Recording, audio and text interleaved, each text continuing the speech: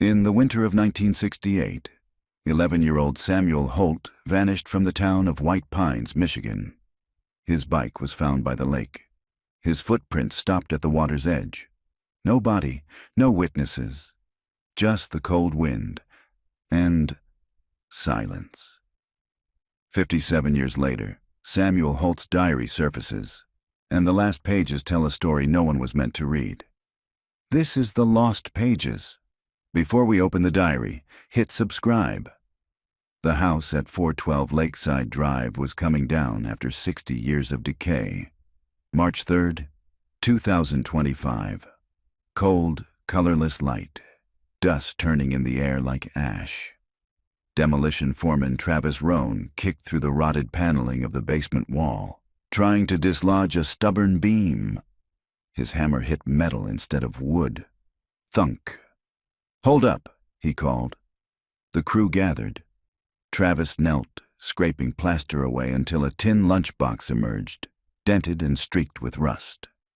Someone had wrapped it in oilcloth and nailed it into the cavity between studs. "Probably some kid's treasure," one worker said. Travis pried it open. Inside lay a stack of lined paper, edges browned, each page filled with dense handwriting in pencil. On the first sheet, a name in careful cursive, Samuel Holt. My diary. A hush settled over the basement. The air felt heavier, the kind of silence that presses on the chest. Travis carried the box upstairs and set it on a crate by the window. The lake shimmered beyond the trees, still half frozen. He flipped to the last entry, dated December 14th, 1968. The day Samuel disappeared. Only 2 words were legible beneath the smudge of pencil and moisture. He knows. By the time forensic archivist Dr. Mara Ellison received the call, the diary had already made local news. She watched the brief clip from her desk at Western Michigan University. A foreman holding up a metal box, camera crews crowding around. The anchor's voiceover said, "Experts are working to authenticate the diary." The Holt case remains one of Michigan's oldest unsolved disappearances. Mara muted the television and leaned back. He'd grown up 2 towns over from White Pines. Her mother had walked the Holt search lines with neighbors, came home hoarse and half frozen, and Mara grew up knowing what a missing child does to a town. When the State Historical Division asked her to lead the preservation, she didn't hesitate. 2 days later, she drove north through sleet. The road into White Pines was lined with bare trees that looked like ribs against the pale sky. The town itself seemed suspended in another decade. A diner, a feed store, a church steeple leaning slightly west. At the sheriff's office, a deputy escorted her to the evidence room. The tin box sat sealed inside a transparent case. "Chain of custody started at the demo site," the deputy said. "No tampering." Mara slipped on cotton gloves, unclipped the lid, and lifted the pages one by one. The pencil had faded, but the writing was remarkably intact. The first entry read like any child's diary. April 2nd, 1968. "Dad fixed my bike. Mom says I should write things down so I remember what I think. I think summer smells like paint and grass. I think the woods behind the lake have eyes." Mara frowned. The line felt older than 11. She turned the page. April 5th. The man at the edge of the water waved again. "I told him my name. He said he already knew." A chill traced her spine. That night, she checked into the Pine Lodge Motel. Cracked neon, one working heater, the smell of cedar. She laid out photocopies of the first 10 pages across the bedspread and began transcribing by lamplight. Samuel wrote almost every day until mid-December 1968. His tone shifted halfway through, from boyish excitement to unease. He mentioned dreams about the lake, whispers in the trees, and a light that blinked like a heartbeat. Mara read until her eyes blurred. The last page stopped mid-sentence. He said the water keeps secrets, but it never forgets. Then nothing. Morning brought gray light and the smell of rain. Mara drove to the address listed on the demolition permit, the former Holt property, now an empty lot overlooking the frozen lake. Only the foundation remained. Moss-covered stone, bits of glass glittering in the dirt. A single oak tree leaned over what had been the backyard. She stood there for a long time, the cold biting through her gloves, the diary pages flickering in her thoughts like ghosts. When she turned to leave, something caught her eye, half buried near the roots of the oak. A small metal tag, the kind used for labeling luggage. She brushed off mud. One word etched in worn letters, SAM. The same tag appeared in a photo from 1968, the one of Samuel's bike by the lake. Mara slipped it into her pocket, heart pounding. She didn't believe in coincidences. Back at the motel, she opened her laptop and began a field log. Case, the Holt diary. Location, White Pines, MI subject. Missing child, presumed drowned. Objective, authenticate materials.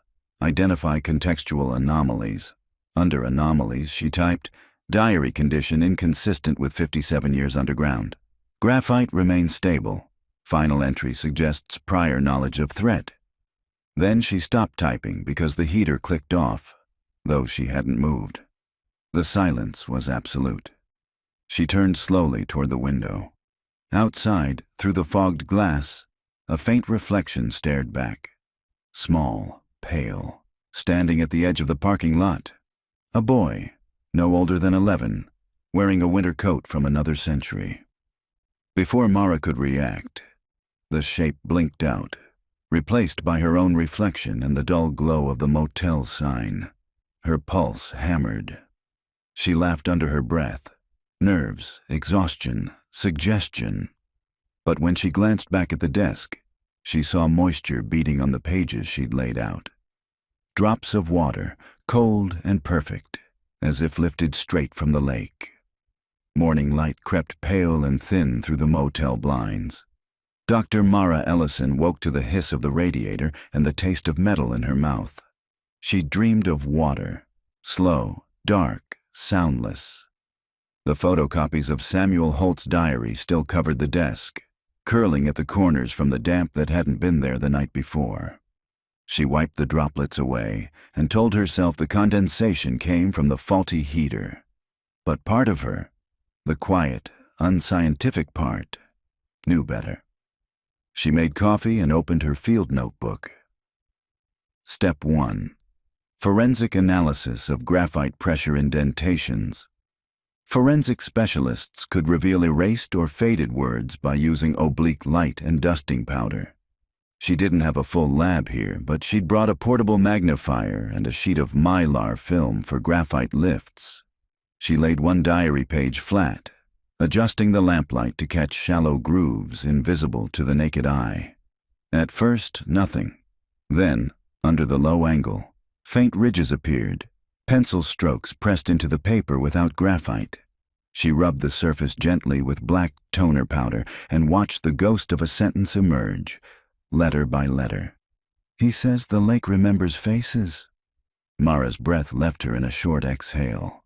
She checked the date in the corner of the page. October 29th, 1968. The same week, Samuel's teacher had noted him absent from school for 2 days. She worked through another page, more indentations, half phrases. The man by the water. Don't tell Mom. He left something in the ice house. The words crawled across the paper like whispers caught mid-breath. By mid-morning, she drove to the old sheriff's office. The new deputy, Tom Ritter, was barely 30 and still wore his nervousness like a new uniform. He recognized her immediately. "You're the doctor with the diary," he said, shaking her hand. "Sheriff told me to give you access to the archives."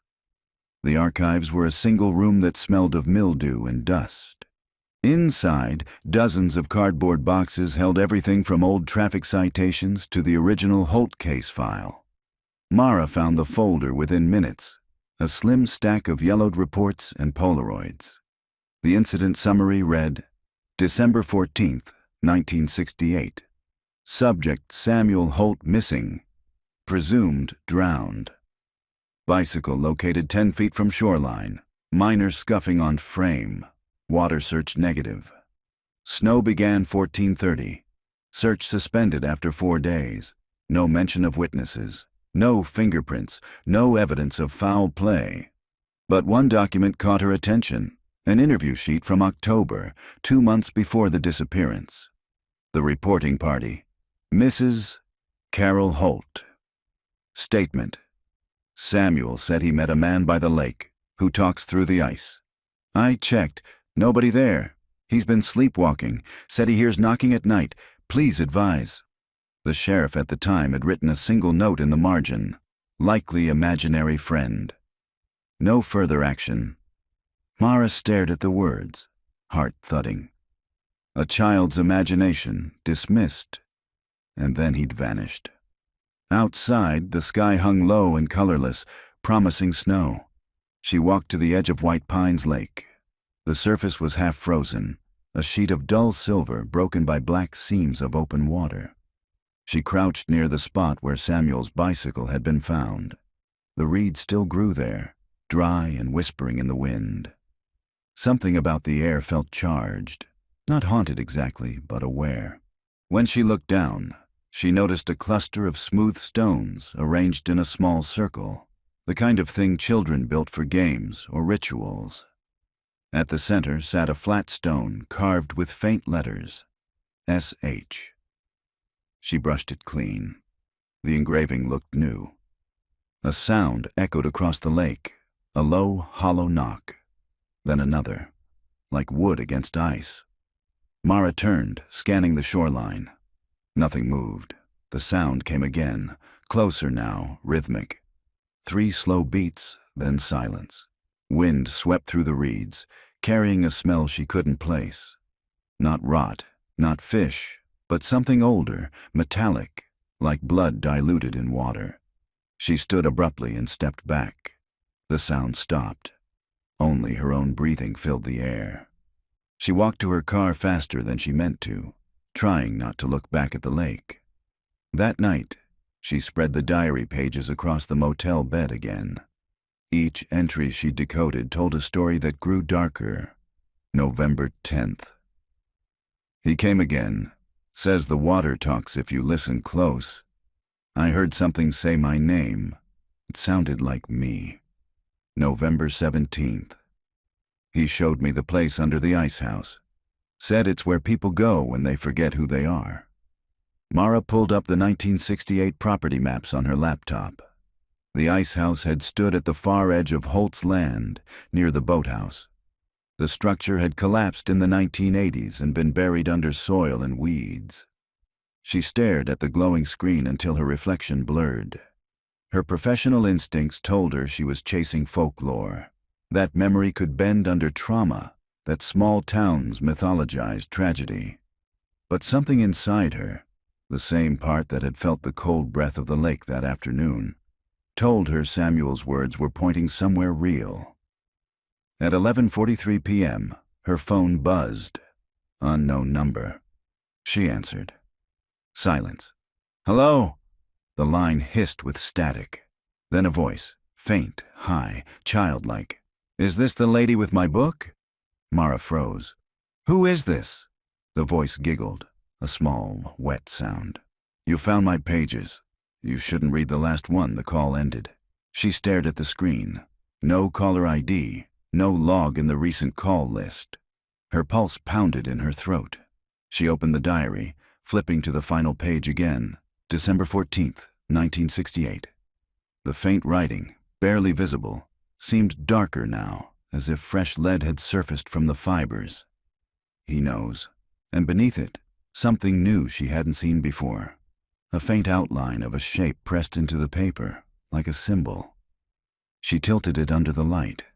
It looked like a circle split by 3 vertical lines. Mara traced it with her fingertip, feeling the raised grooves. The air in the room seemed to drop in temperature. Outside, in the parking lot, a reflection passed across her window. Small, quick, child-sized. This time, she didn't look away. The snow came overnight, soft and wet, clinging to branches, muting the town's usual sounds. When Mara Ellison woke, the world beyond her window looked bleached and still. The lake was gone beneath a white sheet, as if erased. She dressed in layers, packed her field bag, and checked her phone. No new messages. The number that had called her the night before had vanished from the log, as though it had never existed. By 8, she was driving toward the old Holt property.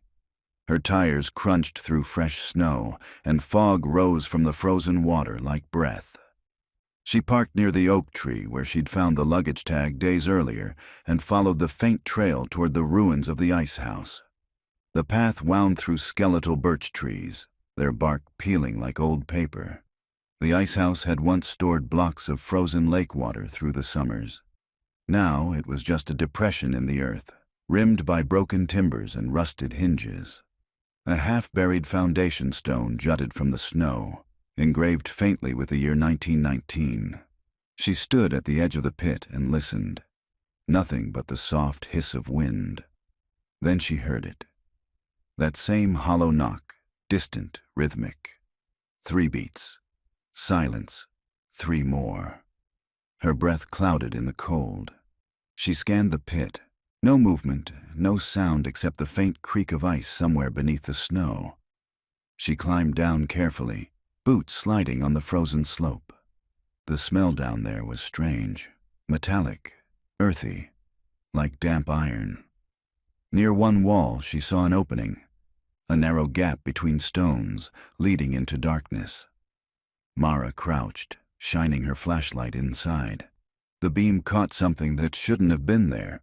Wood paneling, intact, untouched by time. Her pulse quickened. The diary had mentioned the place under the ice house.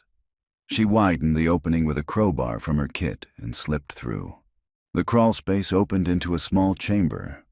Wooden shelves lined the walls, covered in dust and cobwebs. The air was dry, impossibly dry for a place that had spent decades buried beneath frost. She swept the beam across the shelves. Jars, broken tools, an oil lantern collapsed on its side. And then, on the far shelf, a small tin whistle. She picked it up carefully. The surface was etched with the same symbol from the diary, a circle crossed by 3 vertical lines. Her hand trembled. She bagged the whistle in an evidence pouch and kept moving. At the back of the chamber, the dirt wall was darker, softer, recently disturbed. She knelt and brushed away a thin layer of soil until her fingers struck wood.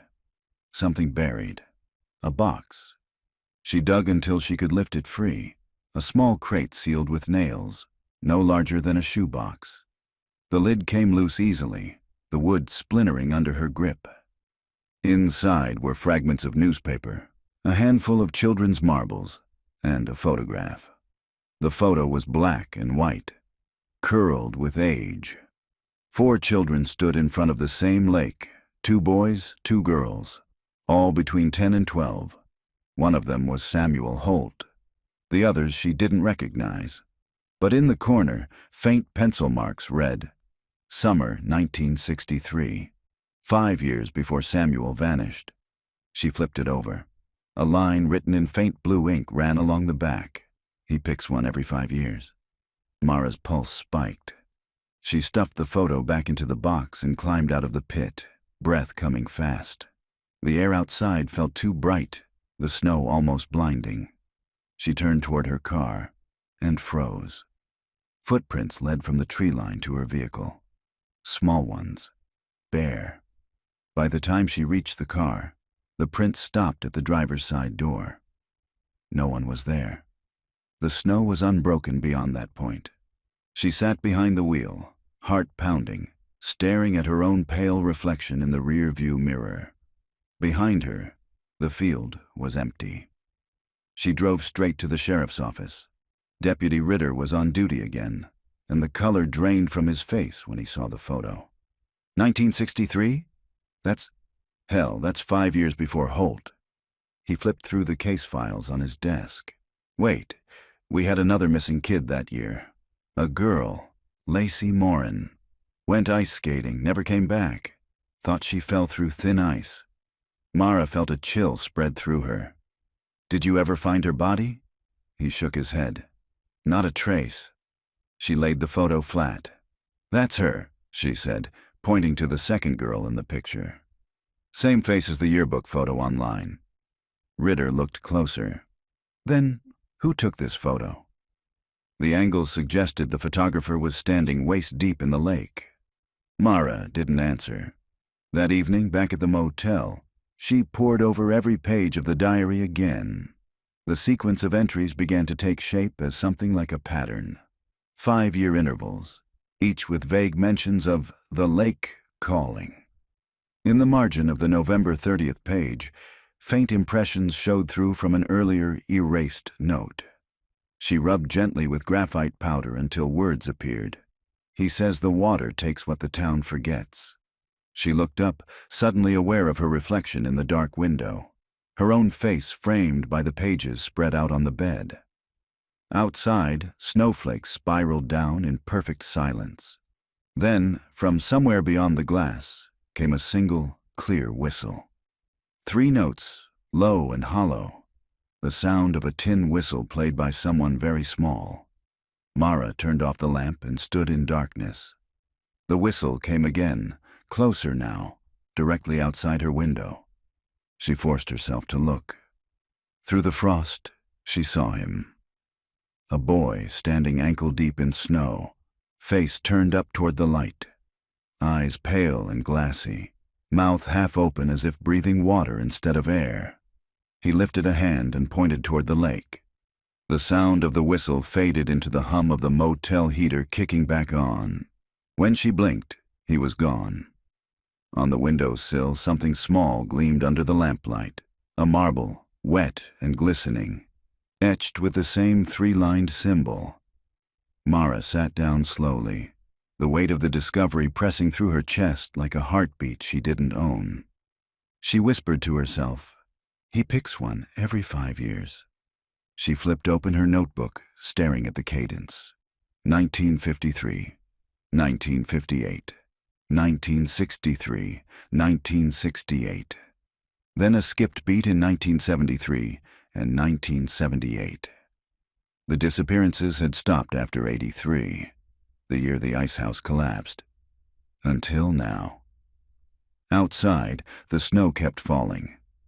In the distance, faint and steady, came the sound of water cracking under ice, the lake exhaling.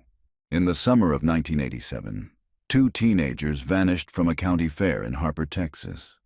Locals said they ran away. Police called it a lover's quarrel. But 38 years later, the drought dropped the water level of Harper Creek, and something surfaced that was never meant to be found. This is the story of what really happened that night, and why the people who buried it swore they never would speak again. Before watching, don't forget to like, subscribe, and tap the bell icon. August 14th, 1987. The fairground lights glowed like dying stars above the dirt lot. Even at 10 p.m., the air was heavy with the scent of popcorn oil and diesel. The laughter of teenagers drifted over the hum of the generators, fading into the dark beyond the Ferris wheel. Sarah Miller, 17, leaned against the hood of her boyfriend's car, a white '77 Monte Carlo that rattled like a thunderstorm whenever the bass kicked in. Her bare legs stuck slightly to the sun-warmed metal. She looked toward the rides, where the crowds were thinning, and frowned. "Luke's been gone too long," she muttered. Her best friend, Rachel Pike, twisted the cap off a bottle of orange soda. "You know Luke, probably showing off at the shooting booth again." Sarah smiled despite her irritation. Luke Tanner was 19, brash and endlessly restless. He'd been talking all week about leaving Harper County, heading for Austin to record music, and never looked back. He'd said he wanted Sarah to come, but Sarah wasn't sure. Her mother was sick, her little brother still in school. Harper was a small, stagnant place. But it was home. Rachel nudged her. "You're thinking too much again." "Just tired." They sat in silence, the night pressing closer. The music from the fair faded to a distant hum. Somewhere near the creek, frogs croaked. Then, a sound. Tires crunching gravel. Headlights sweeping across the trees. Sarah turned, expecting Luke's Monte Carlo. Instead, a black pickup idled at the edge of the lot. Two figures sat inside. The driver waved. Rachel squinted. "Do you know him?" Sarah hesitated. The man was familiar, maybe from the gas station or church. Older, mid-30s, maybe 40. The passenger was just a shadow. When Sarah didn't respond, Rachel huffed. "Come on, let's just go find Luke." They gathered their things, tossing half-empty drinks into the trash. The fair was almost packed up now. Vendors closing stalls, lights flickering off one by one.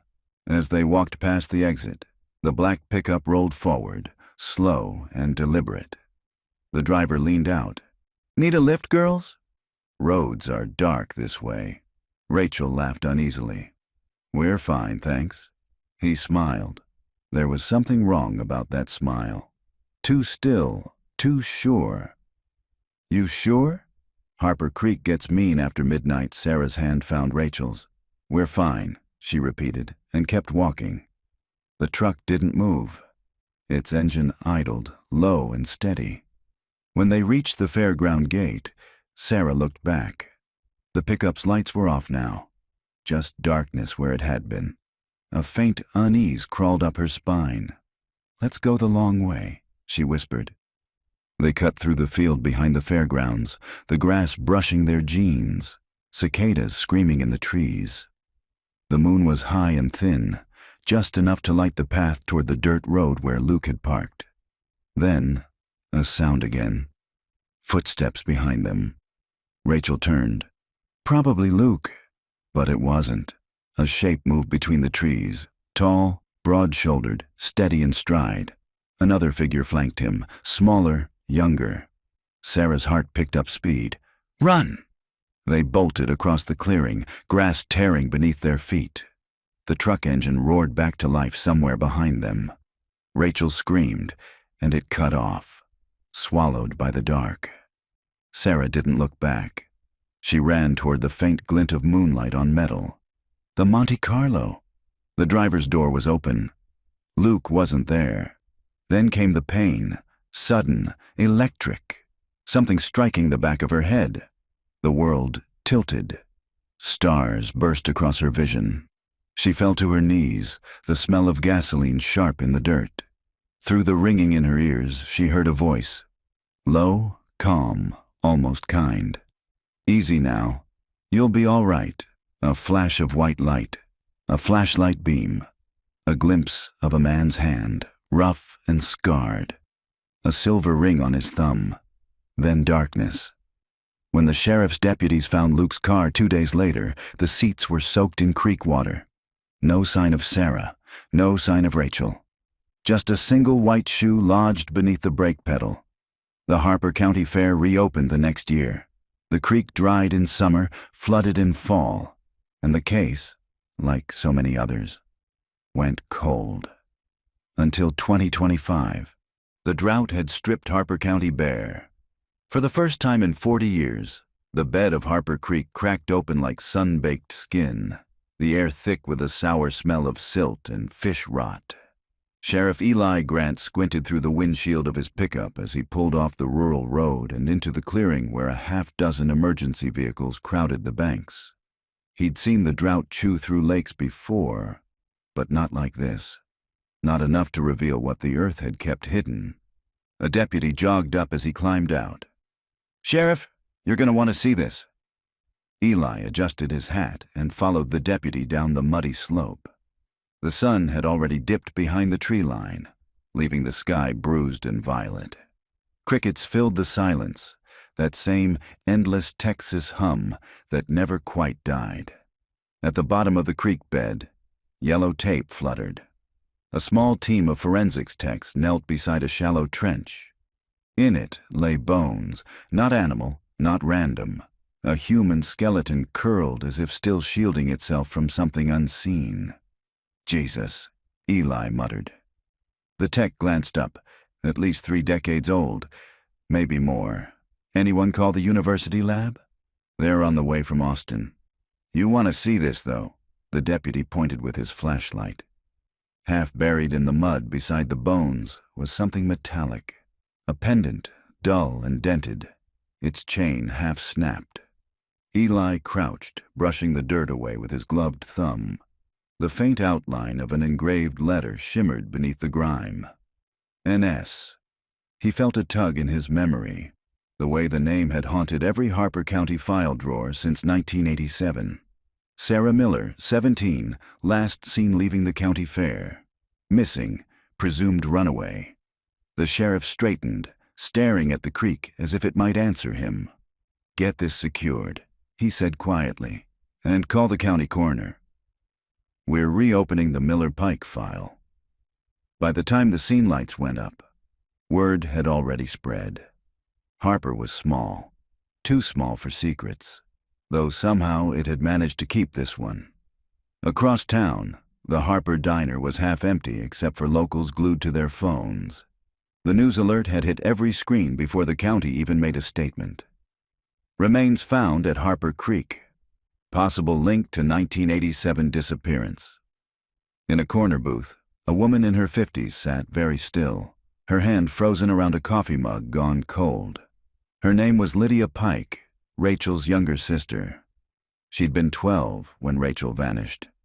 She still lived in Harper, managing the diner her parents had owned.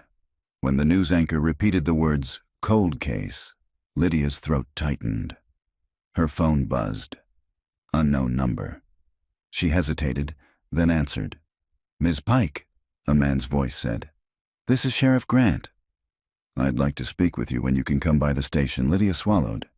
"You found them, didn't you?" "Too soon to say," he replied. His voice was steady, careful. "But I think we finally have something." The next morning broke flat and gray. Reporters had already gathered at the county courthouse, their vans parked crooked along the curb. Harper hadn't seen this much attention in decades. Inside, Sheriff Grant sifted through the original 1987 files. The paper smelled of mildew and failure. Polaroids of the fairground. Statements from teenagers now old enough to have grandchildren. An entire life's worth of grief and speculation. He flipped open the last page. The last entry from the previous sheriff. Case closed. Insufficient evidence. Probable voluntary disappearance. Eli sighed. Hell of a call to make on 2 kids who left everything behind. The door opened. Lydia Pike stepped in, clutching her purse like a shield. She looked like someone who had spent a lifetime waiting for the phone to ring. "Thank you for coming, ma'am," Eli said, standing. "I know this isn't easy." She nodded once, eyes scanning the cluttered desk. "You found Sarah's necklace, didn't you?" He blinked. "How'd you know it was hers?" "She wore it every day." "As for Sarah, my sister had one too, an R. They bought them at the fair that night." Eli studied her face, the way she kept her composure like someone used to carrying loss quietly. "We haven't confirmed the identity yet. The lab's running dental and DNA, but I wanted to ask if you'd be willing to look over the old photos, maybe help us reconstruct where they might have gone that night." Lydia hesitated, then sat. "I never stopped looking," she said, "even when they told me to let it go." By evening, the remains had been transported to Austin for analysis.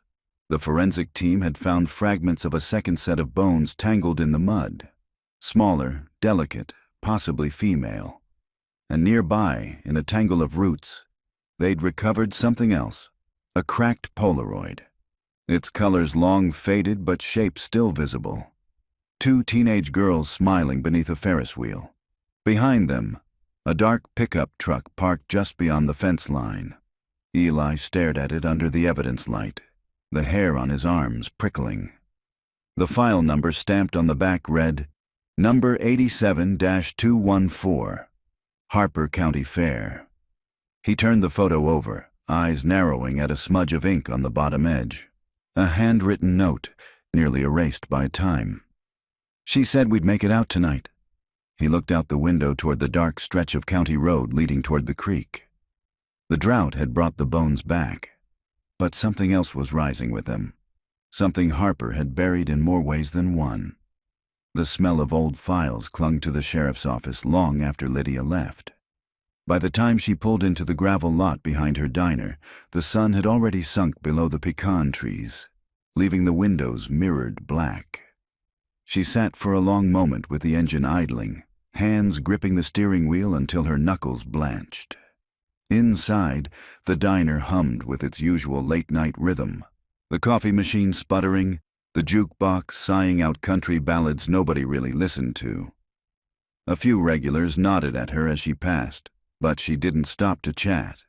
She went straight to the back booth by the window, the one where Rachel used to sit after school, hair tied in a red ribbon, daydreaming about leaving Harper behind.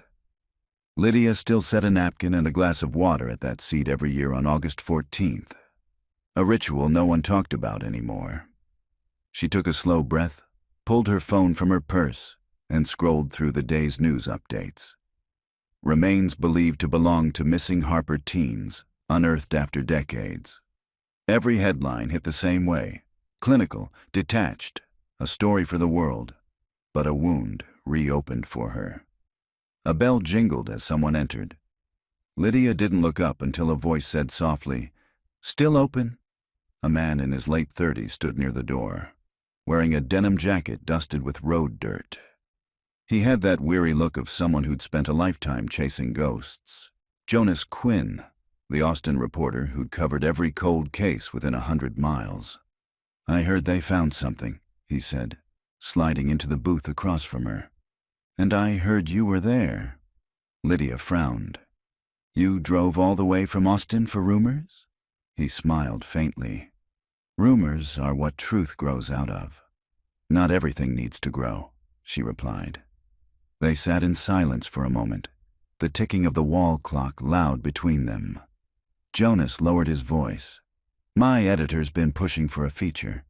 The Harper Creek Girls. They think people want resolution, but I think they want guilt."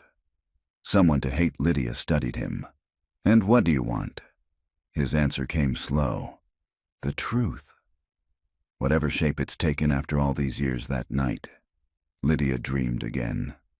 Rachel laughing under the Ferris wheel lights, spinning in circles with her arms wide, the hem of her dress catching the wind. Then the sound of gravel, tires, headlights, that black truck idling by the gate. Lydia had been 12, waiting at home that night. Their mother had fallen asleep on the couch, cigarette burning low in the ashtray. Lydia had watched the headlights of every car that passed their house, imagining which one might be Rachel's. But Rachel never came home. By morning, the sheriff had come instead, hat in hand, eyes already apologizing for what he hadn't yet said. The next day, Lydia stood by the creek again. The air smelled of clay and decay. Forensics teams worked methodically, combing through the riverbed with gloved precision. Sheriff Grant met her at the tape line. "Got word from Austin," he said. "Preliminary match to Sarah Miller. DNA's pending confirmation, but it's strong." Lydia's throat tightened. "And Rachel?" He hesitated. "We found fragments near the same site. Could be hers. We'll know soon." She nodded, her face unreadable. "You think someone from here did it?" "Someone always does," he said quietly. "Small towns just hide it better." She looked out over the cracked creek bed, the mud curling in brittle ridges. "My sister trusted people. She thought everyone was a story waiting to be told. I guess she was right." That evening, Jonas found her closing the diner. He carried an old camera slung over his shoulder. "Mind if I show you something?" Lydia hesitated, then nodded. He set a worn folder on the counter. Inside were photocopies of police reports, grainy photographs, and a few handwritten notes. "I pulled these from the state archive," he said. "You know who filed the first missing person report?" "Sarah's mother," Lydia said automatically. Jonas shook his head. "It was a mechanic named Frank Dyer. Said he saw two girls running near the old service road that night. Said they were being chased by a black truck. Lydia frowned. That wasn't in the official file. It was pulled, Jonas said. Someone marked it as unreliable witness testimony. Dyer moved out of state in the 90s, died 10 years ago. But I found his daughter in San Marcos.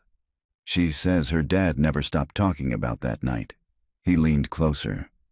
He told her he saw one of the men's faces. Lydia's pulse quickened. You think it's true? Jonas nodded.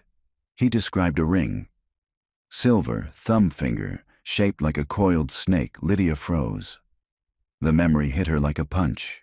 The day Rachel got her ears pierced at the fair, the man running the booth.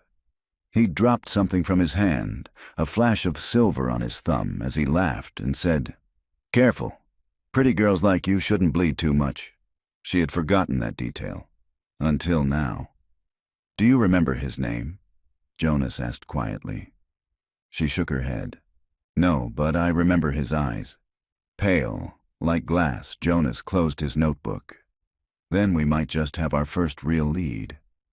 Later that night, Lydia locked the diner and stood in the empty parking lot. The cicadas were louder than usual, the kind of endless hum that felt almost human. She looked toward the west, where Harper Creek glimmered faintly in the moonlight, and whispered, "We're getting you home, Rach." A truck engine rumbled somewhere far off, a deep, familiar growl that made her skin crawl. For a heartbeat, she thought she saw headlights cutting through the trees. Then nothing but darkness. The next morning, Harper County woke to the sound of news vans. They lined Main Street like a second parade. Tripods, satellite dishes, microphones aimed toward the courthouse steps where Sheriff Eli Grant gave the same statement he'd rehearsed half the night. Remains have been recovered from Harper Creek. Identification is pending. The investigation into the 1987 disappearance of Sarah Miller and Rachel Pike is now officially reopened. Cameras clicked. Someone shouted questions. Eli's jaw worked under the strain of measured patience. The town had lived in silence for nearly 4 decades. Now everyone wanted a piece of its ghosts.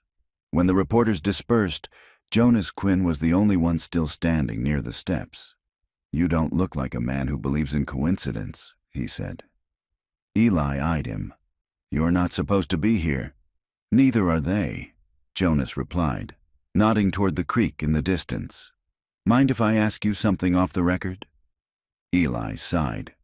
"You're gonna ask anyway." Jonas pulled a small photograph from his jacket pocket, the faded Polaroid of the girls under the Ferris wheel. He pointed to the shadowy truck in the background. "You ever run plates from 1987? "Old records got lost in a courthouse flood back in '98, Eli said. "Why?" "I think the driver owned more than one truck." Eli frowned. "You've been digging." Jonas nodded. "A man named Clint Harrow, local handyman, used to do odd jobs at the fairgrounds.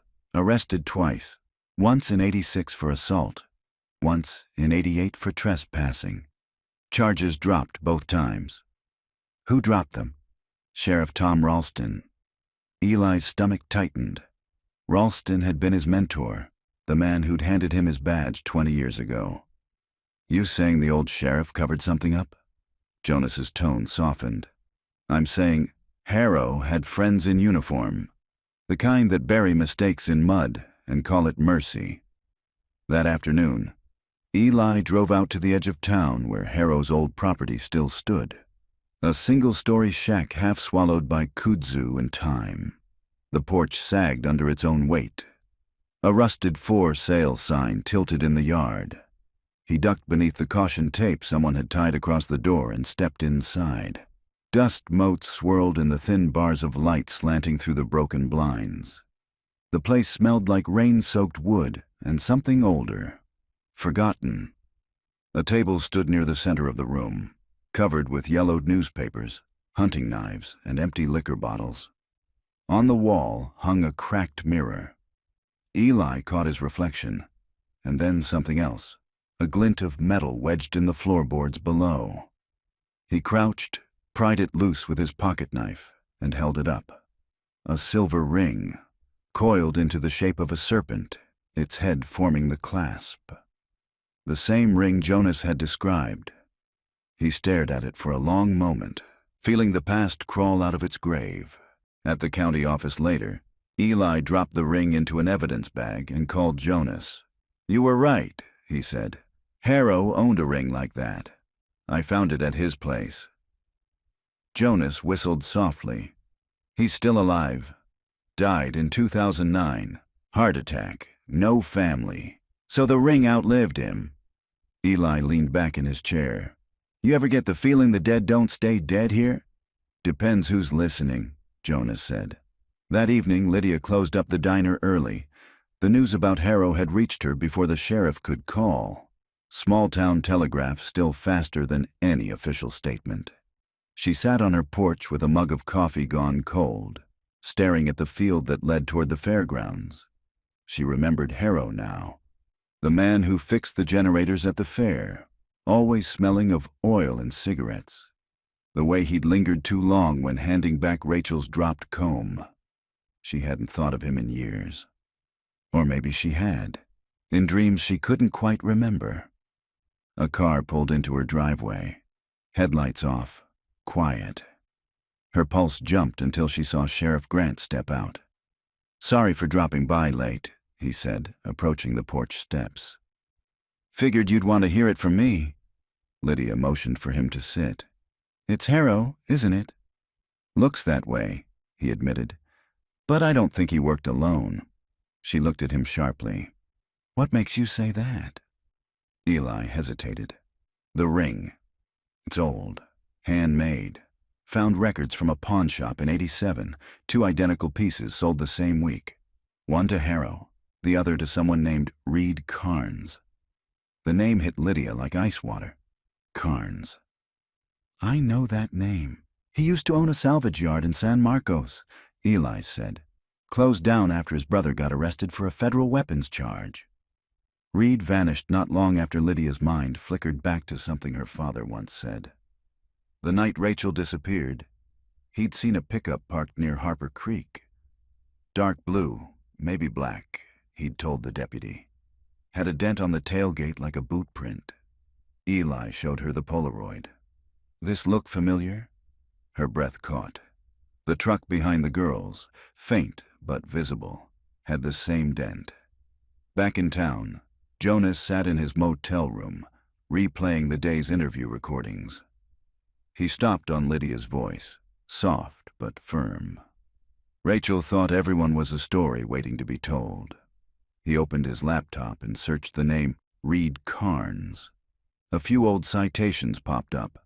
Traffic violations, unpaid taxes, then nothing after 1989. It was like the man had vanished. But one record stood out.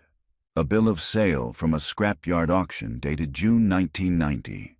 Purchaser, R. Carnes. Item, 1977 Chevrolet Monte Carlo. Non-operational, flood damage. Jonas's hands trembled slightly as he scrolled further. The VIN matched Luke Tanner's 1977 Chevrolet Monte Carlo per the incident report.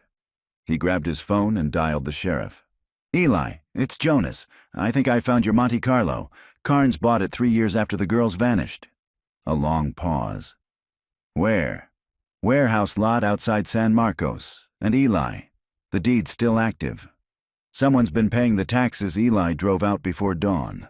Tires kicking up dust as the first pink light bled over the horizon. The warehouse sat at the end of a gravel road, locked behind a chain-link fence. He cut the engine, listening to the wind whistle through the gaps. A motion light flickered on, and from inside the warehouse came the faint creak of a door opening. Slow, deliberate, human. Eli's hand went to his holster. He called out, "Sheriff's Department." No answer. Then, from the darkness within, a low voice, calm and gravelly. "You found what you were looking for, Sheriff?" Eli froze. The voice was old, worn thin by time, but it carried the same slow cadence he'd heard on the old interview tapes from the '87 file. The voice of Reed Carnes. The warehouse door hung half open. creaking on its rusted hinge. Sheriff Eli Grant stood just outside the threshold, his flashlight cutting through the stale air. Dust drifted like ash in the beam. "Harper County Sheriff's Department," he called again, voice echoing through the emptiness. "If someone's inside, show me your hands." Silence, then a shuffling sound, the scrape of boots on concrete. A man stepped out from the shadows. He was older than Eli expected, somewhere in his 70s, face drawn and leathery like sun-cracked leather. His gray hair hung in wisps beneath a dirty cap, and a faint scar traced his jawline. He wasn't armed, at least not visibly. His hands hung loose, palms open.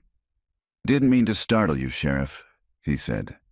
His voice had a dry rasp, the kind that came from years of smoke and secrets. "Name's Reed Carnes." Eli kept his flashlight steady. "You've been hard to find." "That's the point of leaving, son." "You don't want to be found funny," Eli said. "Most men who disappear don't keep paying taxes on their land." A crooked smile tugged at the man's lips. "You found the Monte Carlo, didn't you?" Eli didn't answer. "Step away from the shadows, please." Carnes obeyed, slow and deliberate. The beam of light caught the glint of something silver on his hand. A ring, coiled like a serpent. Eli's gut tightened. "You mind telling me where you got that?" Carnes glanced down at it, turning it slightly between his fingers. "Gift. Long time ago. Back when I still had a friend to drink with Clint Harrow." Carnes chuckled softly. "Now that's a name I haven't heard in years." "Poor bastard." "You two worked the fairgrounds together." "Worked everything together. We built half the county's junk in those days. Rides, booths, repairs. You could say we kept the fun spinning." Eli's jaw set. "And the girls?" The smile faded. Carnes looked past him toward the door, as if measuring the distance to freedom. "I didn't touch those girls, Sheriff." "Then why'd you run?" "Because I knew who did. And I knew no one would believe me." Eli motioned to a folding chair near the wall. "Sit down." Carnes hesitated, then obeyed. He moved like an old animal, cautious, aware of every sound. Eli lowered his voice. "You owned a black pickup in '87. Carnes nodded slowly. "Had two. The black one and an old blue Ford. Both long gone now. One of them was seen near the fairgrounds the night Sarah Miller and Rachel Pike disappeared." "I heard." Eli took out the Polaroid and set it on the table between them. "Recognize this?" Carnes leaned forward, squinting under the light. "Yeah, that's Clint's truck. You can tell by the dent on the tailgate. You sure it's not yours?" Carnes shook his head. "No, sir. That dent came from a county truck hitch. Clint backed into it one summer, cursed for a week straight." "So you're saying Harrow took the girls?" Carnes' eyes darkened. "Took one. The other tried to stop him. She didn't make it far." Eli's chest went tight. "You saw it?" Carnes nodded once. "I told Ralston. He said he'd take care of it." "Sheriff Ralston?" "Yeah. Said the Miller girl came from a bad home. The Pike girl ran off with her. Told me to forget it, or I'd be looking at accessory charges." Eli's hand stilled on his notebook. The room felt smaller suddenly. "You kept quiet for 38 years. "I left town," Carnes said flatly. "Thought I could outrun it. But you can't outrun ghosts, Sheriff. Not the kind that keep you up nights." Eli studied him. The man's voice wavered not from fear, but from memory. The kind that stains every breath. "You said Harrow took one of them. What about Sarah?" Carnes looked down at his hands. "She was alive when they drove off. He told me he was just going to scare 'em, make them stop sneaking around the fairgrounds at night. When he came back," his throat tightened, "he was covered in mud. Said the truck got stuck near the creek. Did you help him bury them?" Carnes' jaw clenched. "I helped him move the car. He made me. Said he'd tell everyone I was the one behind it if I didn't. And the car? Dropped it in the creek. Weighted it down. That's why you never found it." Eli leaned forward. Why now, Carnes? Why show yourself? The old man's eyes met his, clear and sharp despite the years. Because the creek gave them back. Means time's up for the rest of us, too. Outside, dawn had started bleeding into the horizon, pale pinks and bruised golds over the scrubland. The sheriff led Carnes out toward the cruiser, the metal cuffs clinking softly around the old man's wrists. Carnes didn't fight. He just glanced toward the dried creek bed in the distance and said, "You ever notice how water remembers where it's been, Sheriff? Even when it dries up, the earth keeps the mark." Eli didn't answer. He opened the cruiser door, helped Carnes inside, and closed it with a dull click. As he drove back toward Harper, he couldn't shake the feeling that the confession had come too easily, too rehearsed. Carnes had given him the truth, but not all of it. In the rearview mirror, the old man stared straight ahead, lips barely moving. Eli turned the radio off, but he still heard the whisper. Clint wasn't the only one. When they reached the county jail, Jonas was waiting. "You got him," the reporter said, eyes wide. Eli nodded. "He says Harrow took the girls." "That he helped move the car," Jonas frowned. "Then why's he still breathing?" "What do you mean? If he really saw Harrow kill them, why didn't Harrow kill him too?" Eli looked through the window at Carnes sitting in the holding cell, head bowed in the dim light. "That's the question," he said quietly. "And I think we're going to need to dig deeper, not just into the creek, but into this whole damn town." That night, thunder rolled over Harper County. The drought had finally broken, rain hammering against the earth that had held its secrets too long. And somewhere in the black water now rising again, something shifted, something that hadn't been buried as deep as everyone thought. By the time dawn broke, the rain had turned Harper Creek back into a river. The water tore through the dry gullies with violent purpose, swallowing the excavation site, scattering what little evidence they hadn't yet cataloged. Sheriff Eli Grant stood beneath the hood of his raincoat, watching as deputies waded through knee-deep mud, trying to secure what they could. The wind carried the sour smell of turned earth and gasoline. "Get those samples bagged," he shouted over the rain, "and keep the cameras rolling. If it moves, I want it recorded." The storm had been building for days, as if nature itself had been waiting for its cue. Now it fell in sheets, erasing tire marks, footprints, the past itself. Inside a canvas tent pitched on higher ground, Lydia Pike sat wrapped in a blanket, eyes fixed on the dark torrent below. Her clothes were soaked through. Her hair clung in damp strands to her cheeks. She'd insisted on coming back, even when Eli told her the site wasn't safe. She couldn't explain it, only that she needed to be there. "You can't undo 38 years in a night," Eli told her gently, stepping inside. "I'm not trying to," she said. "I just don't want the rain to take her again." Eli crouched beside her, lowering his voice. "We've got enough to confirm Sarah's ID. The lab matched the dental records this morning." Lydia's expression didn't change, but her eyes glistened. "And Rachel?" "Still waiting." She nodded slowly. "My mother used to say the earth remembers everything, that when you plant lies deep enough, the roots turn to ghosts." Eli looked out at the water. Your mother wasn't wrong. By noon, the rain had softened into a mist. Jonas arrived, camera wrapped in plastic, notebook tucked inside his jacket. His shoes squelched with every step as he joined Eli at the edge of the site. "He talked yet?" Jonas asked. "Carnes?" "Not much. Keeps repeating the same thing, that he helped move the car. But I don't buy it.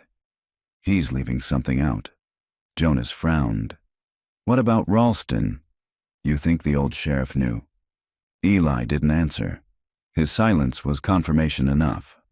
Jonas exhaled, glancing at the swollen creek. "You think there's still something down there?" "Always is," Eli murmured. That night, the storm broke into fragments. The roads were slick, the sky still pulsing with distant lightning. Lydia closed the diner early again. She sat at the counter, lights dimmed, watching the reflections of passing cars ripple across the window. When the bell above the door chimed, she didn't look up. "Closed," she called softly. Footsteps paused. Then, "Didn't come for food." She turned. Reed Carnes stood in the doorway. Her heart slammed against her ribs. How did you get out?" He lifted his cuffed wrists. The chain hung broken. The storm knocked out the maglock and the backup bolt didn't throw. "Old hardware, Sheriff." The power blinked, and so did your deputy. She backed away, one hand reaching for the phone behind the counter. "If you came here to—" "I came to tell you the truth," he interrupted. His voice was low, urgent. "They think I killed your sister." "I didn't. But I saw who did Clint Harrow," she whispered. Carnes shook his head. "No, Clint started it, but he wasn't the one who finished it." Lydia's breath hitched. "Then who?" He hesitated, eyes darting toward the rain-streaked window. "Ralston wasn't just covering it up. He was there." The words hung between them like a struck bell. Before Lydia could speak, the diner lights flickered, then died. The hum of the refrigerator silenced, plunging the room into darkness. "Carnes?" she whispered, but he was already gone. Eli's radio crackled as he drove back from the creek. "Sheriff, we got a situation at Pike's Diner." A deputy's voice came through. "Possible break-in. Witness says the old man, Carnes, was seen heading that way." Eli swore under his breath and gunned the engine. The rain hit the windshield like gravel. When he reached the diner, Lydia stood outside in the glow of his headlights, drenched, shaking. "He was here," she said. "He told me Ralston was there that night." Eli felt something cold move through his chest. "Ralston's been dead 15 years. "I don't care," she said. "He's still in this." Inside, the floor was wet where Carnes had tracked in mud. Eli followed the prints, 2 sets, both leading toward the back door. But outside, the rain had already begun to wash them away. At the jailhouse, the holding cell was empty. The broken cuff chain lay on the bench, glinting in the dim light. Jonas arrived minutes later, breathless. "You lose him." "Looks that way," Eli said. "He went straight to Lydia." "Why her?" "Because she's the only one who'll believe him." Jonas stared at the open cell door. "You think he's lying?" "I think he's scared," Eli said. "And scared men don't run toward people. They run toward absolution." He looked down at the floor. Muddy footprints trailed from the cell to the exit. The tread was uneven, like someone dragging a leg. "Where's he heading?" Jonas asked. Eli's eyes lifted toward the rain-blurred window. "Back where it started." They found Carnes the next morning at the edge of the fairground. The rain had stopped. Mist hung low over the empty rides. He sat on the steps of the old shooting booth, soaked to the bone, staring out at the Ferris wheel that hadn't turned in years. Eli approached slowly. "Reed." Carnes didn't look up. "Didn't run far, did I?" "You came home," Eli said. "Why?" Carnes' voice was barely a whisper. "Because the ground talks when it rains, Sheriff, and it told me where to find her." He pointed toward the overgrown field beyond the fence. "Rachel. She's still there." Eli followed his gaze. The earth there was uneven, darker than the rest. A rise in the soil that hadn't been there before.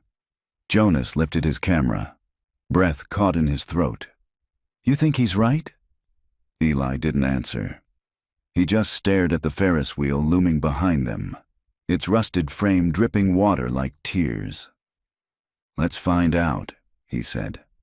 The fairgrounds had always been Harper's pride. In summer, it had shimmered with color.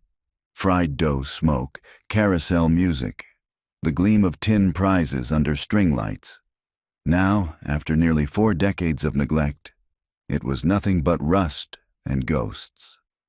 Sheriff Eli Grant parked his cruiser at the edge of the overgrown lot. Jonas's rental car pulled in behind him, headlights carving twin paths through the fog. A chill wind carried the metallic tang of wet iron. Carnes waited near the old shooting booth, his soaked jacket plastered to his shoulders. 2 deputies flanked him, their rifles slung low, but ready. He wasn't in cuffs this time, just weary, like a man who had stopped running from what was inevitable. "You sure about this?" Eli asked quietly.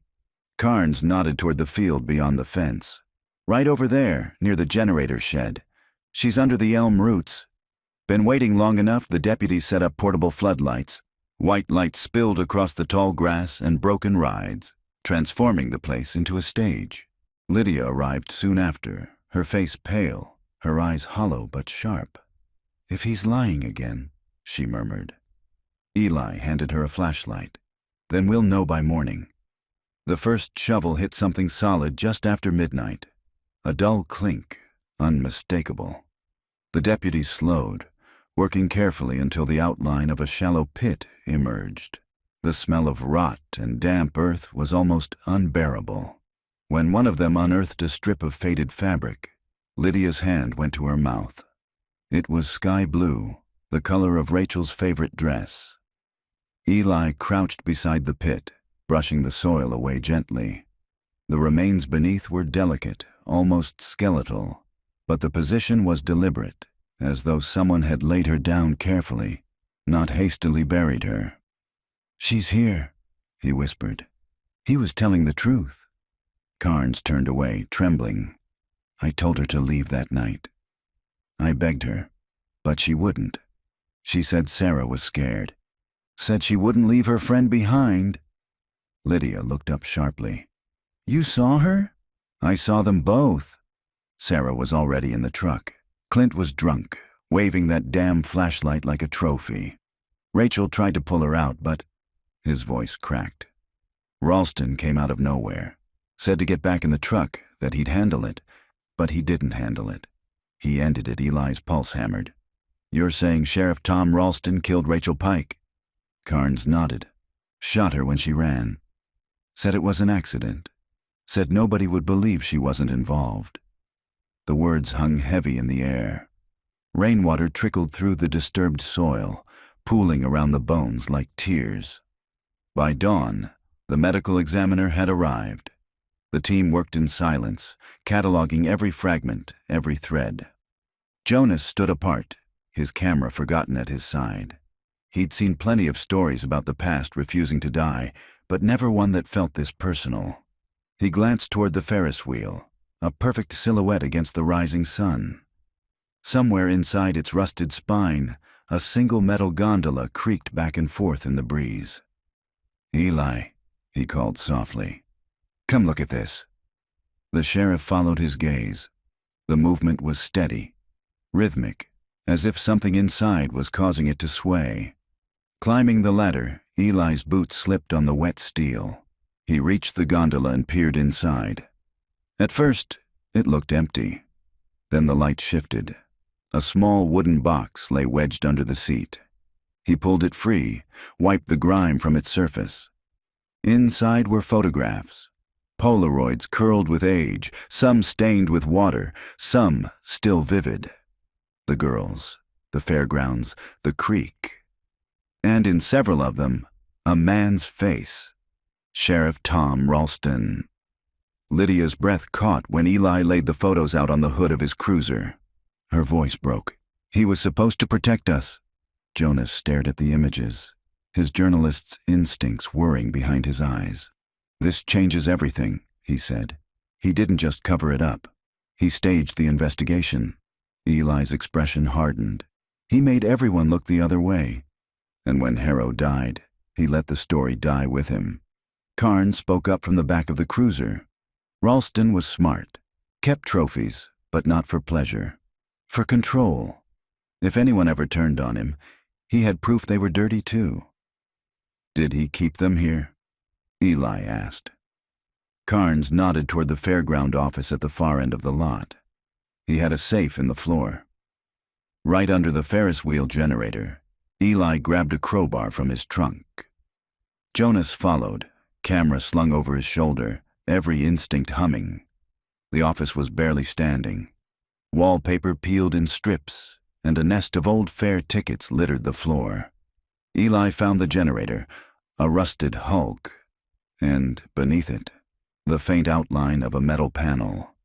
He pried it open. Inside lay a rusted safe, half filled with rainwater. He reached in, pulled out what remained: a revolver wrapped in a plastic tarp, 2 cassette tapes, October 13th, 1987, Tape 1, and October 14th, 1987, Tape 2. 2, and a single badge, tarnished but still legible. Sheriff Tom Ralston. Jonas swallowed hard. "That's your smoking gun." Eli looked at the badge, then at the gun. "No," he said quietly. "That's his confession." Later that morning, as the rain clouds broke and sunlight spilled across the fairground, Lydia stood beside the patch of turned earth where her sister had lain for 38 years.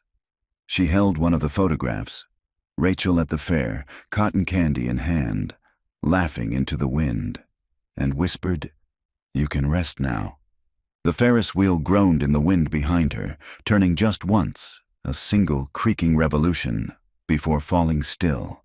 The evidence room smelled of rust and mildew, the air still damp from the flood that had nearly swallowed it 2 days ago. Sheriff Eli Grant sat at the steel table with Jonas and Lydia, the recovered cassette tapes resting between them. The handwritten labels, faded but legible, read in a trembling scrawl, October 13th, 1987, Tape 1. October 14th, 1987, Tape 2. 2. Jonas adjusted his camera to record. "You sure you want this on file?" Eli nodded. "If this is what it looks like, the world deserves to hear it." He slipped the first tape into the old player. The click of the play button echoed like a gunshot in the quiet room. At first, nothing, just static and the faint hiss of time. Then a voice, gravelly, deliberate, unmistakably Tom Ralston. "Got the girls in the truck now. Clint's drunk, says he can't drive. I told him to keep his damn mouth shut. Reed's outside, nervous as a cat. Says we should take them home. Idiot." Lydia flinched. She knew that voice. It had filled every town parade, every radio alert, every promise of safety. Rachel won't stop crying. Sarah's in shock. Clint says he just wanted to scare them, but it's too late now. I told him we'd handle it my way. A pause. Rain against the windshield, wind howling. Then, the sound of a gun being cocked. They saw too much. And this county don't need another scandal. Not after what happened last year. Jonas leaned forward. "What the hell does he mean, last year?" Eli didn't answer. He hit pause and rewound the last sentence. Played it again. "Not after what happened last year," Lydia whispered. "There was a case. A girl from the trailer park, 17, disappeared in 86. Sheriff said she ran off to Houston." Jonas's pen scratched across the page. So he'd done this before. Eli loaded the second tape. "October 14th, Ralston's voice said, slower now, slurred with exhaustion or whiskey. "Told Clint to dump the car in the creek. Told Reed to bury the girl. Said it was for the good of the town. I'll make it right later. Make it right in the report." Another long silence. Then, almost a whisper. "Sarah's still alive. Said she won't tell. Said she just wants to go home. I can't let her." Lydia's hand flew to her mouth. "Oh, God." "Took her to the fairground." Clint lost it, started yelling. Had to shut him up too. "No one will find them. Water covers everything. That's what the preacher says. Water washes sin clean." The tape clicked to an end. No one moved for several seconds. The rain had stopped outside, but it was as if the air itself carried its echo. Jonas whispered. He recorded his own damn crimes. Eli nodded slowly. Guilt has a way of wanting company. Later that afternoon, the sheriff's office filled with a low hum of reporters, investigators, and state police. The tapes had changed everything. Harper County was no longer just a forgotten town with a cold case. It was a headline. Lydia stood apart from the chaos, staring out the window. The storm had washed the town clean, but inside her the dirt only settled deeper. When Eli approached, she didn't turn. "My father worked for Ralston," she said quietly. "Ran maintenance on his patrol cars. I used to think Ralston was a hero. He fooled a lot of people." "Do you think he believed it? That he was protecting the town?" Eli sighed. "I think he believed in himself. That's worse." She looked at him then, eyes red but steady. "What happens now?" "Now," Eli said, "we tell everyone what really happened. And we see how many others he buried along the way." That night, Jonas sat alone in his motel room, reviewing the footage. Ralston's voice echoed through his headphones, brittle and haunted. He stopped the tape mid-sentence and pressed his palms against his eyes. He'd chased stories his whole career, men who killed for money, power, obsession. But this felt different. This was small-town decay, evil that grew quietly, watered by fear and loyalty. He closed his laptop and glanced at the window. The fairground lights, now part of the police perimeter, blinked faintly in the distance. The Ferris wheel stood silhouetted against the moon, a motionless halo of rust. He whispered into the dark, "What else did you do, Sheriff?" The next morning, Eli met the state forensic team at the fairground again. The ground where Rachel's remains had been found was now cordoned off, but beyond it, under a patch of soft, disturbed soil near the Ferris wheel base, the team had uncovered something new. A small wooden cross, hand-carved, initials etched faintly at the bottom, SM. Eli crouched down, his throat tight. "Sarah Miller." The lead investigator, a woman from Austin, glanced at him. "We'll exhume carefully. But there's something else. A second box, buried deeper. Looks newer." They unearthed it. Inside, wrapped in wax paper, was a stack of photographs. Different from the Polaroids found before. These were surveillance shots, faces, license plates, documents.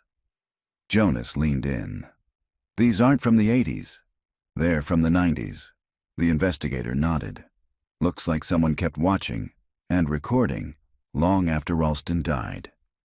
Eli felt the blood drain from his face. Then someone else was in on it. That evening, as the sun bled out behind the trees, Lydia walked the edge of the fairground alone. The sheriff's tapes had answered one question: who killed Rachel and Sarah? But opened a darker one: who had been watching ever since? She paused near the Ferris wheel and glanced down. A trail of footprints, fresh, not yet washed away by dew, led toward the tree line. Her breath caught. In the distance, a figure stood half-shrouded by mist, motionless, watching. When she blinked, he was gone. Lydia could still feel the eyes on her long after the mist swallowed the figure. She hurried back toward the floodlights, mud sucking at her shoes, heart pounding against her ribs. She told herself it was only one of the deputies, someone finishing paperwork or checking the perimeter. But she knew it wasn't. At the fairground gate, Sheriff Grant met her halfway. "You shouldn't be out here alone," he said, steady but breathless from worry. "There was someone in the trees," she said. "Tall. Watching." He swept his flashlight toward the woods. The beam caught only fog and the gleam of wet bark. "No fresh vehicles on the road. Whoever it was, they're gone." "They were here, Eli." He nodded slowly. "Then they'll be back." At dawn, he stood in the office trailer reviewing the photographs recovered from the second box. Jonas had sorted them across the table, his journalist's mind already mapping connections. Polaroids from 1987 on one side, modern 35mm prints on the other. "Different cameras, same style," Jonas said. "Same vantage points, too. Look at this." He pointed to two nearly identical shots of the old diner, one dated August 1987, the other 2003. Whoever took these stood in the same place. Eli frowned. So Ralston wasn't working alone. He had someone keeping tabs after he died, maybe to make sure the story stayed buried. They flipped through more photos. Shots of Lydia opening the diner each morning, of Jonas interviewing townsfolk, even one of Eli at the courthouse steps 2 days ago. Jesus, Jonas whispered. These were taken this week. Eli's stomach turned. So our watcher isn't a ghost. That afternoon, the county's last mechanic, an old man named Walter Price, came forward after seeing the news. He'd worked maintenance under Sheriff Ralston in the late 80s. Eli met him in the garage behind the courthouse. The place smelled of oil and rust. Price wiped his hands on a rag. You're looking for who kept them tapes, ain't you? Eli nodded.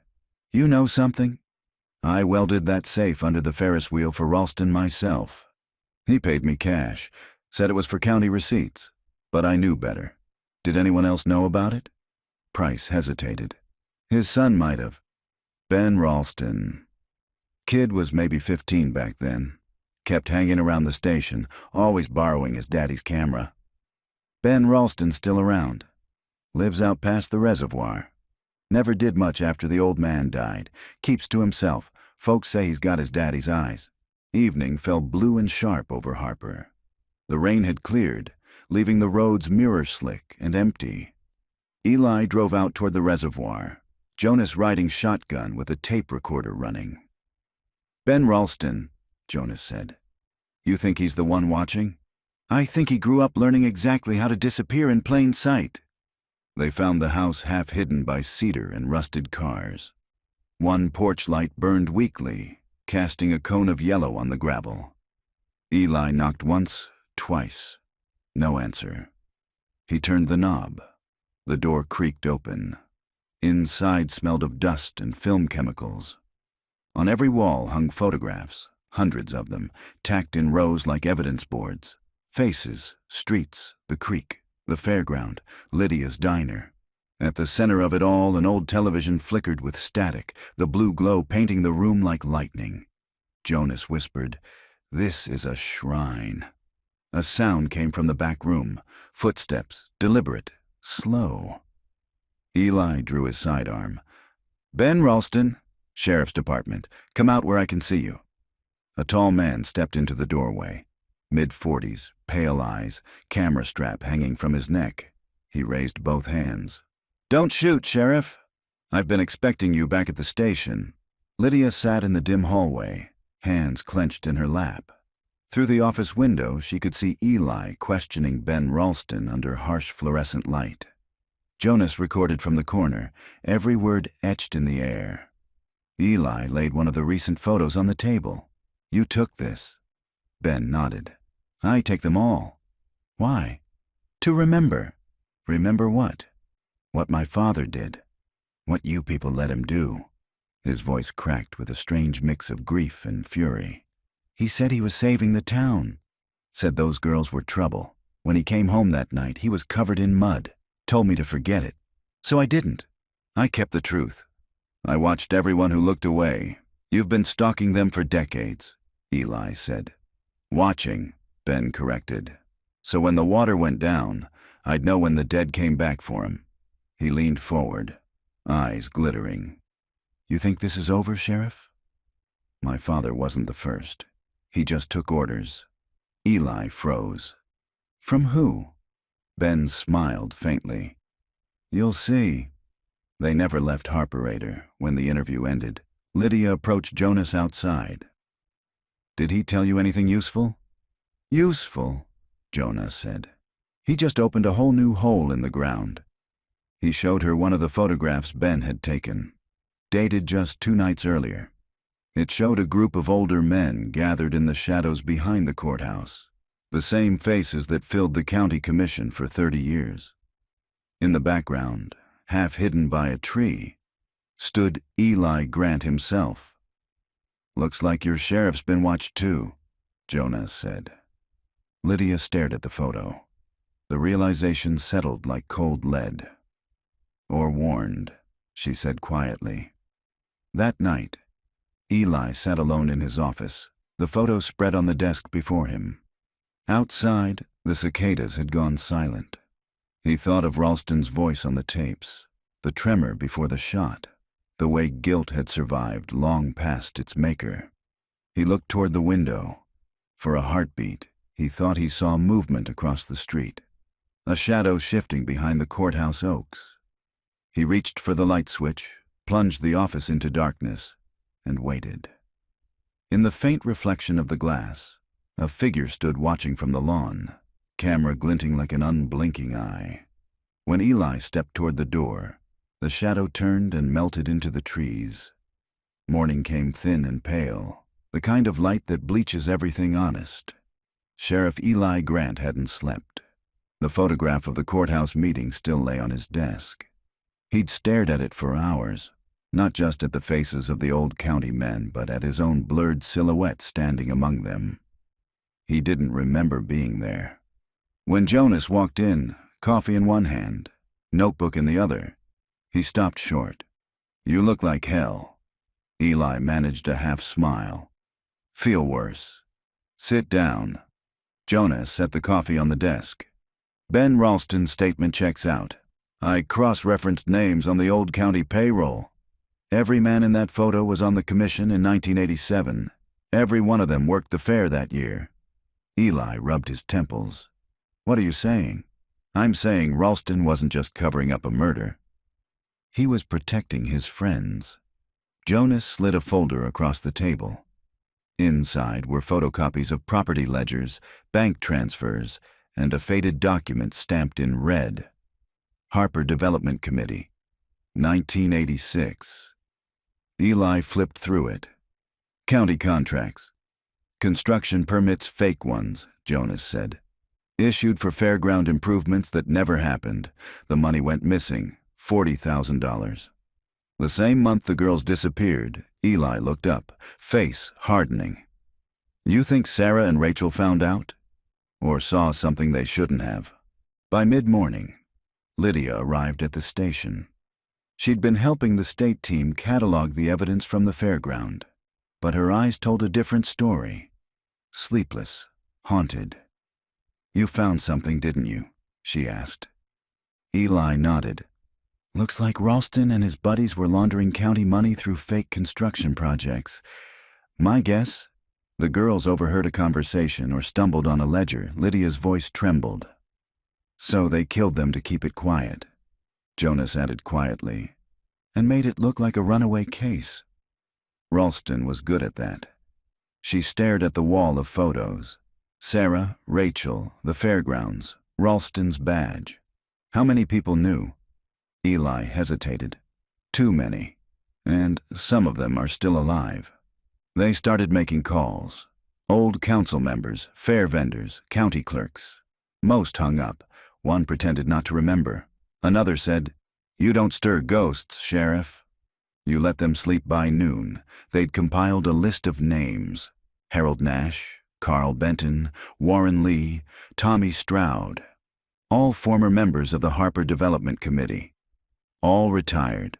All still living within 30 miles. Jonas muttered, "That's not coincidence.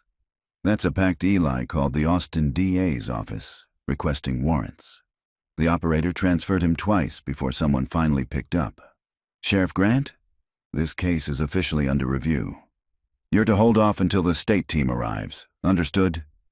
He stared at the phone. "Understood." When he hung up, he looked at Jonas. "They're freezing us out." "Why?" "Because the circle doesn't end in Harper," Eli said. "It reaches Austin." That night, Lydia walked home through the rain-slick streets, her nerves humming with unease. The diner's windows glowed faintly across the square, familiar, safe. Yet as she reached for her keys, something caught her eye. A white envelope lay tucked under the windshield wiper of her truck. Inside was a single photograph, a recent one. Her, Jonas, and Eli standing together outside the sheriff's office that morning. Scrawled on the back in shaky pen, "He's one of us." She froze. At the same time, across town, Eli sat in his kitchen nursing black coffee and exhaustion. The knock on his door came slow and deliberate. When he opened it, 3 men stood on the porch, older, clean-shaven, dressed like bankers or deacons. Faces he recognized from the courthouse photo. "Evening, Sheriff," the tallest said. "Mind if we come in?" Eli stepped aside, every instinct screaming. They entered quietly, hats in hand, movements practiced. "We appreciate what you've done for this town," the tall man began. "Keeping the peace, keeping our name out of the papers. But it's time to stop digging. You've found enough bones for one lifetime." Eli's jaw tightened. "Those girls deserve the truth." "They got it," the man said softly. Ralston acted alone. "Let it rest." He laid a sealed envelope on the table. "There's a promotion waiting for you in Austin if you close the case. Call it gratitude. Eli didn't touch it, and if I don't," the man's smile never reached his eyes, "then you'll end up like the last sheriff who went looking for ghosts." They left without another word. The sound of their car fading down the road was louder than thunder. Eli stared at the envelope. Inside, he could feel the weight of a check or a threat. Maybe both. He lit a match, dropped it onto the envelope, and watched it burn. Jonas called minutes later. "Lydia just found a note. Says he's one of us. She's scared, Eli." Eli's voice hardened. "Tell her to lock the doors. And keep the lights on. You think they'll come after her? I think they already have." Around midnight, the rain stopped. The town lay quiet, blanketed by mist. In the diner, Lydia sat alone with the lights blazing. Every creak of the building sounded like footsteps. Through the window, she saw the faint reflection of the Ferris wheel beyond the trees, its rusted frame catching the moonlight. Then, in that reflection, another movement, a figure stepping onto the porch. She turned toward the door just as the bell jingled. "Sheriff?" she started, but froze. It wasn't Eli. The man smiled, eyes cold as marble. "Evening, Miss Pike. I'd like to talk about your sister." The man who entered Lydia's diner didn't belong to the present. He carried the stillness of old photographs. Crisp shirt under a weathered coat, hair slicked back like a preacher's, his smile thin and rehearsed. The kind of man Harper County had always trusted without question. He closed the door gently behind him. Rainwater dripped from his boots, darkening the tile. "You're Lydia Pike," he said. His voice was soft, measured, almost kind. "You look just like your sister." Lydia's throat tightened. "Who are you?" He ignored the question, stepping closer. Rachel had spirit. She wanted to tell the truth. She didn't understand that truth can kill a town faster than any gun. Lydia reached for the counter, steadying herself. "You were one of them." He smiled faintly. "One of us, yes. But we didn't mean for it to go that far. Tom, he lost control. Thought he was saving us all. You murdered them." He shook his head slowly. "No, Miss Pike. I kept the peace. That's what men like me have done here for 100 years. Her hand brushed the edge of the phone behind the register. He noticed. "Don't," he said quietly. "You call the sheriff, and this town burns." "You don't want that." Lydia stared at him. "Maybe it should." For a moment, something flickered in his eyes. Surprise, maybe admiration. Then his expression hardened. "You sound just like Rachel." Across town, Sheriff Eli Grant's phone rang once, twice, then cut off. A chill ran through him. He was already halfway to the cruiser when Jonas appeared in the doorway. "Where are you going?" "Diner," Eli said, grabbing his jacket. "She's not answering." Jonas grabbed his camera and followed. "If this is what I think it is, we need proof." In the diner, the stranger sat at the counter now, speaking softly while Lydia stood rigid behind it. "Do you know what happens when you dig too deep?" he asked. "The ground collapses. People get buried that don't deserve to." Lydia met his gaze. "You mean you?" He chuckled. "Oh, I've already been buried, Miss Pike. You just don't know it yet." Headlights swept across the windows. Eli's cruiser. The man turned, his smile fading. "Well," he said, "seems our time's up." He slipped something from his coat pocket, a small flash drive sealed in a plastic sleeve, and set it on the counter. "For the sheriff. Tell him the Circle's not a town, it's a trade. Everyone sells something." Before she could react, he stepped back, pushed open the door, and vanished into the mist. By the time Eli burst in, gun drawn, Lydia was trembling, clutching the counter for balance. "He was here," she said. "Said he was part of it." Left this, she handed him the drive. Jonas arrived seconds later, breathless. "Did you see him?" Eli shook his head. "No car, no tracks, like he walked straight out of a grave." At the station, the flash drive revealed a single file, a video clip, time-stamped April 3rd, 2009. Eli played it on the office computer. A grainy image appeared, a basement room lit by a single bulb. In the center sat Ben Ralston, younger, thinner, eyes wide with fear. Across from him stood the same stranger from the diner, older now, speaking into the camera. "This is proof," the man said. "If anything happens to me, you'll know who ran the Circle. Harper's sins go beyond the creek. They run through the courthouse, through the church, through the bloodline. It doesn't end with Tom." He leaned close to the lens. "It ends with his son." The video cut to black. Jonas whispered, "Ben." Eli sat back slowly. "No, this doesn't make sense." "Ben exposed them, or he pretended to," Jonas said. "Maybe the son picked up where the father left off." Lydia shook her head. "No, he was a child when it happened." "Children grow up watching what power looks like," Jonas replied. The next morning, the state investigators arrived. The DA from Austin, the same voice who'd told Eli to stand down, walked into the sheriff's office with a briefcase and a polite smile. "Sheriff Grant," he said smoothly, "we appreciate your work here." "We'll take it from here." Eli crossed his arms. "That video shows a conspiracy still operating in this county. You expect me to hand that over?" "That's exactly what you'll do," the DA said. "Evidence chain protocol." Jonas muttered, "That's not a request." Eli studied the man's eyes. "You're part of it, aren't you?" The DA's smile didn't falter. "Careful, Sheriff. Paranoia can ruin a career." He reached for the flash drive. Eli let him take it, but not before slipping a duplicate copy from his desk drawer into his pocket. That night, the rain returned. Lydia couldn't sleep. Every time thunder rolled, she saw her sister's face, Rachel laughing under the Ferris wheel lights, a ghost of the last summer they'd shared. She rose, wrapped a coat around her shoulders, and walked outside. The town was silent except for the soft hiss of rain.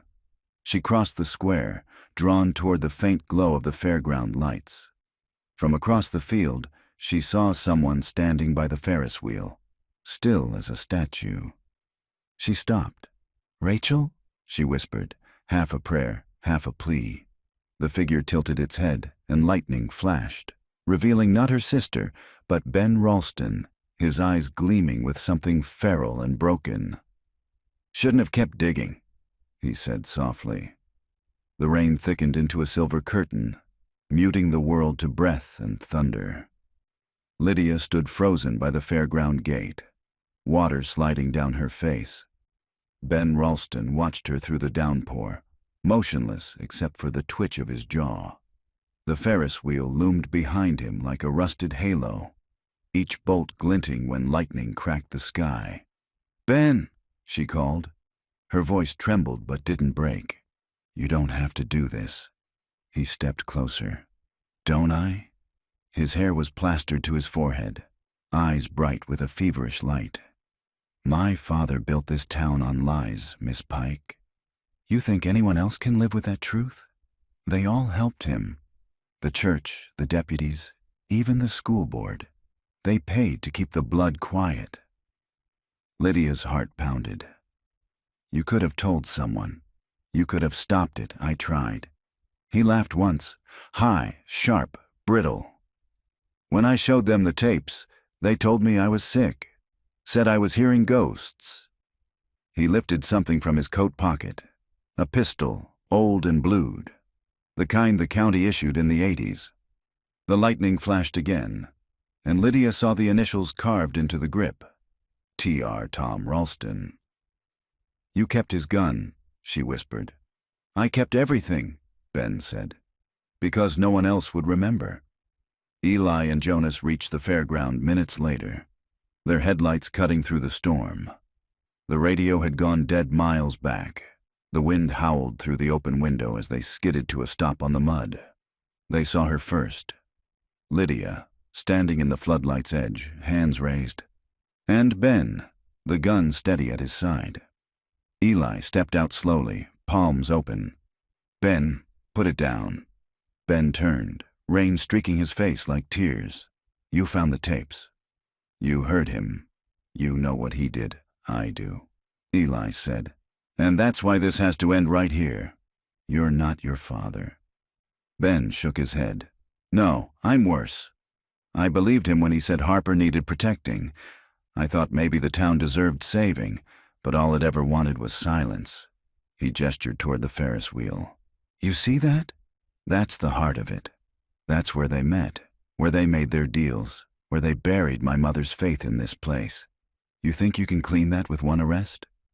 Jonas edged closer, camera hidden under his jacket, recording every word. Ben, he said carefully, if you want the truth to live, you've got to leave us alive to tell it. For a moment, something flickered in Ben's expression. A flash of the frightened boy he'd once been. Then thunder rolled again, and his face hardened. She was there too, he said quietly. The night the girls died. My mother. She saw Ralston drive off with them. She told me years later, when the whiskey finally broke her silence. Said she thought he'd taken them home. His voice dropped to a whisper. When she found the blood on his boots, she tried to leave. He made sure she never did. Lydia's knees weakened. He killed her? Ben nodded. Buried her in the woods behind the house. Said she'd run away. Eli stepped closer. Then you know what happens when men like that keep the badge. Don't become him. Ben looked down at the gun. It's the only thing of his I ever kept. He raised it slowly toward his own chest. If I end it, the circle dies with me. Eli lunged. The gun fired, one deafening crack that shattered the night. For a second, no one moved. Then Ben crumpled, the weapon slipping from his hand, smoke curling into the rain. Eli knelt beside him, pressing a hand to the wound. Stay with me, Ben. Stay with me. Ben's eyes fluttered. He wasn't alone, he whispered. Look, under the church. His hand went limp. The rain washed a thin ribbon of blood across the mud, carrying it toward the creek that had started everything.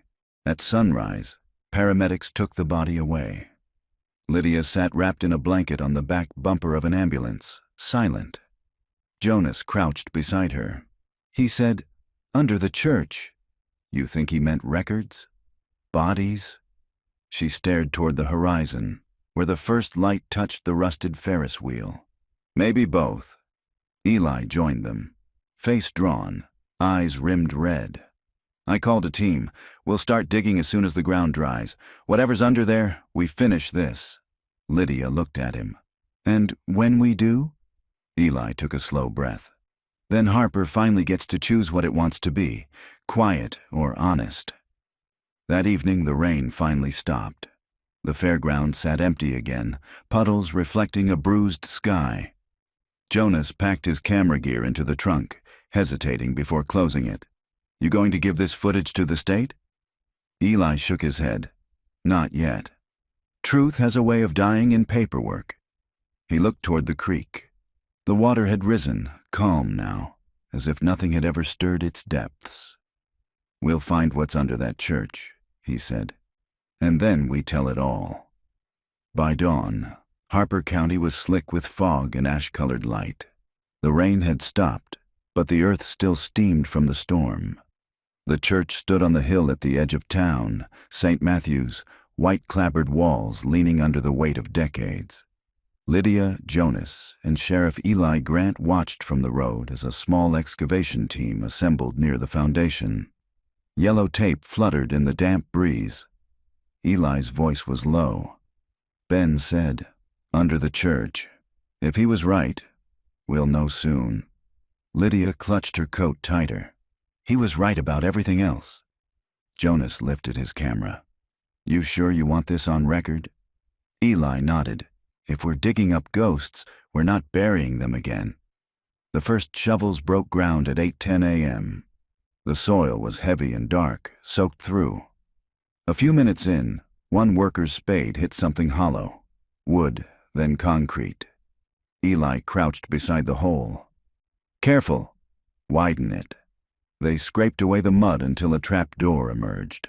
Old, reinforced with rusted hinges. A chain had once been looped through the handle and padlocked, but the metal was corroded, brittle as bone.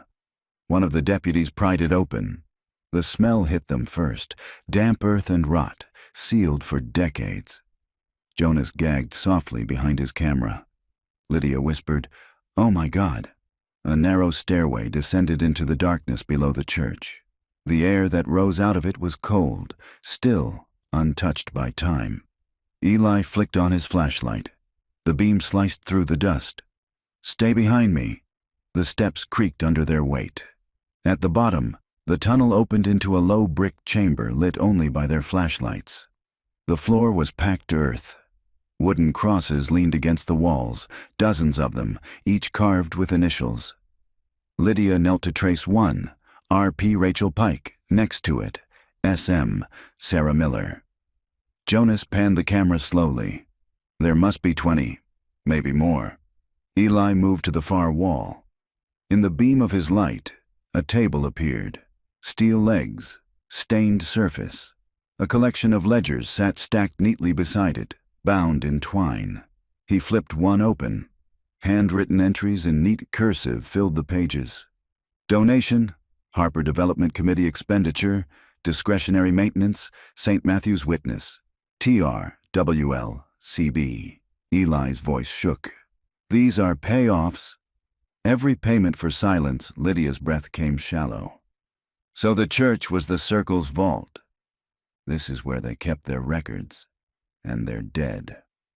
From the corner of the chamber came a faint sound, metal shifting like a chain dragged across stone.